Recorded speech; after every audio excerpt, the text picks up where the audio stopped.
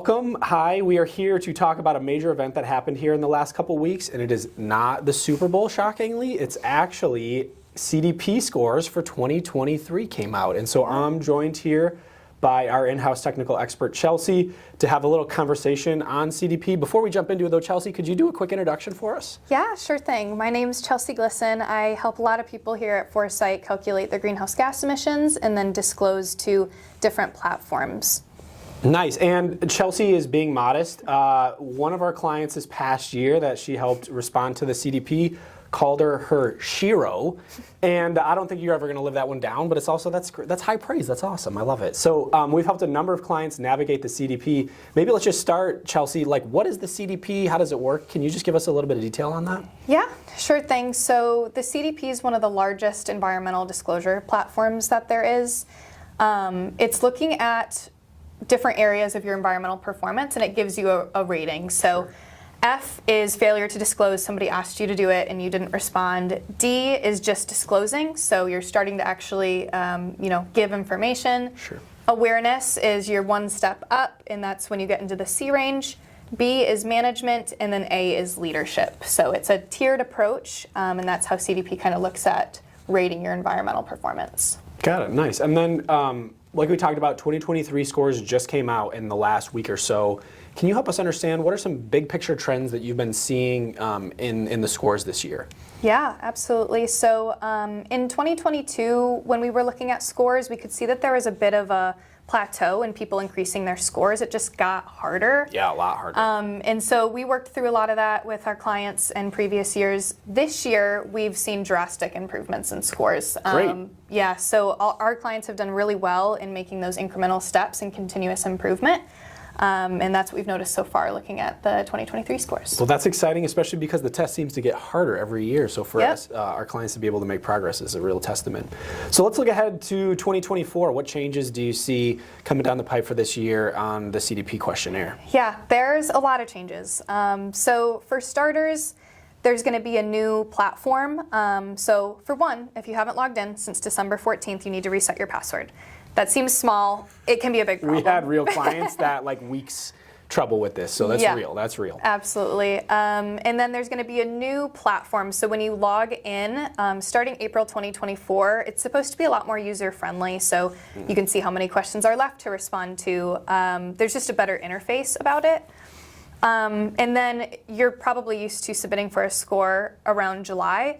They've now extended that timeline to the end of September. So the window's shifting a little because of all of these changes. One other huge thing that's coming up is that before there were 3 surveys. It was the climate change survey, water security survey, and forest survey. Now they're combining them all into one. So with that, it's going to be a bigger survey than you've seen before. You're going to see some questions if you've never responded to water security and forests that you probably haven't seen before. You'll still get separate scores for each section, and maybe certain sections won't apply to your business, but it is something that's coming up and one of the biggest changes. But there's no like certainty that you will be exempted from it like there was in the past, where sometimes in the past they'd say, we only need you to fill out the carbon piece. Now it's like you will have all 3. Based on your answers, they may or may not be relevant. Right. Okay. Yeah, And exactly. that makes sense why they would probably give a couple extra months for everybody to respond, just in the fact that this isn't, for many companies, a one section test anymore. It now has the 3 sections. Right. And this whole thing is done in an effort for exactly the same reason why CDP is just CDP now and not Carbon Disclosure Project. It's because instead of just focusing on carbon, they want to make it known that there's more than one way to go after environmental improvement, and it's not just calculating your greenhouse gas emissions. So it used to be Carbon Disclosure Project, now it's just CDP. Used to be 3 separate surveys, now it's 1. That's a great point, Chelsea. We talk about this in some of our other webinars, this concept of the carbon tunnel vision, which is like only looking at GHGs, and there's biodiversity, there's water, there's forest, there's all these other components. Let's definitely make sense to see where they're trending on that. So help me understand, there's a number of clients filling these things out. What are common mistakes that a company makes when they're filling out their CDP questionnaire? Yeah, there's a lot of different things we've come across with clients we've worked with. One of them is just waiting until the last minute. CDP is not something you can do overnight. We definitely would not recommend that. It's something that can take months just working on and looking at, and it can take years to strategize depending on what sections you're kind of looking to improve upon. And speaking of improvements, it's also about continuous improvement. You can't keep the same score year over year and expect to maintain your score. It's all about getting better. And CDP is all about introducing new things before they become, regulatory and required. So it's getting larger every year to keep you ahead of the curve. But for those reasons, you don't want to wait till the last minute, and you don't want to stay stagnant. Got it. That's really helpful. And then maybe the last question is, you've obviously demonstrated you have some deep expertise, and Foresight's helped a lot of clients meaningfully improve their CDP score. What do we like? How can Foresight help a company improve their CDP score? Yeah, there's a lot of different ways we do that. It kind of depends on if you're looking for short-term, medium-term, long-term solutions. Short-term, we will go over your past responses with you. We'll identify gaps, and then we will have meetings with you to talk about areas for improvement. So we typically do these months before the actual score and you have to submit to the CDP. We're strategizing with you leading up to that moment.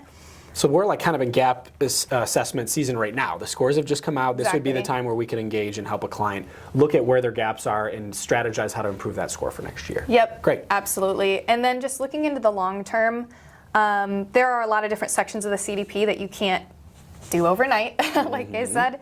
And those things are like, we can help with Scope 3. That's a big area of CDP that's not going away.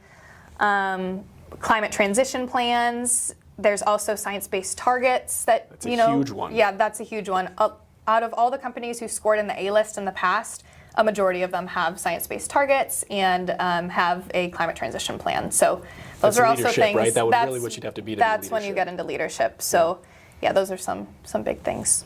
Got it. That's awesome. And so if you're looking for support on improving your CDP score, we want to offer the opportunity to reach out. And we're happy to review the score that you got and offer just some insights on how you might be able to improve. But like Chelsea said, there's a lot of complexity here.